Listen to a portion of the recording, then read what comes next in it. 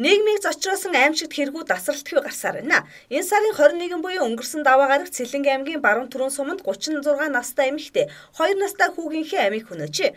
Тодруулбал хүүгийнхээ хоолойг хэрчиж хөнөөсөн эмэгтэй өөрийнхөө мөн хоолойг гэмтэн одоогоор Орхон аймгийн хүн эмнэлэгт хэвтэн эмчилүүлж байгаа юм а.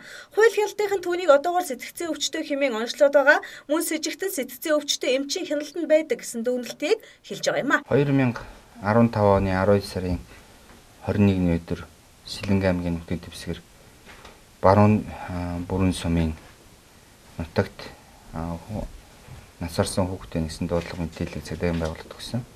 Мэдээллийн дагуу цагдаагийн байгууллагч шалгалтын ажиллагаа хийхэд гэмт хэргийн улмаас Сэлэнг аймгийн Баруун бүрэн сумд орсон суух 2 настай эрэгтэй Б гэгч нь амь насаа алдсан хэрэг дээр шалгалтын ажиллагаа хийгдсэн.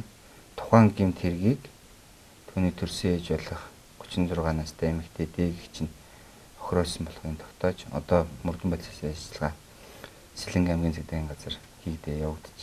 Төрсөн үрийн онц хэрцгийгээр хөнөөсөн их одоогоор ямар нэг мэдүүлэг өгч эхлээгүй байгаа талаар хууль хяналтынхан дуулгалаа. Өмнө нь бас төрсөн үрээ толгойн заазуураар дастах хөнөөсөн аимшигт ихэнх хэрэг 2013 оны 10 дугаар сар Төв аймгийн Батсүмбэр суманд гарч байсан.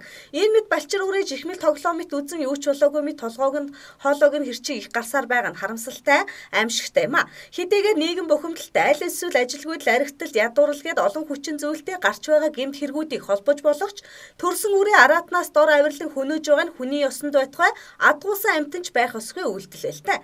2013 онд 3 настай охиныхоо хамт Төв аймгийн Батсүмбэр суманд айлд мал маллахаар очисон эмэгтэй очисон өдрийнхөө шөнө нь охиныхоо толгойг заазуураар завчин өөрийнхөө хоолойг мөн хэрчих оролдлогыг хийж байсан.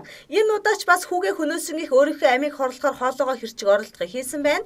Манай улс ардчилсан хүнлэг инэрэнгүй улс орны тоонд орохоор цаазын ялыг халсан учраас энэ мэд харгас гэмт хэрэгүүдийн этгээдүүдэд зөвхөн хорих ялаар шийтгэгдэх нь харамсалтай. Өдрийн тойлд уян мэдээллээ.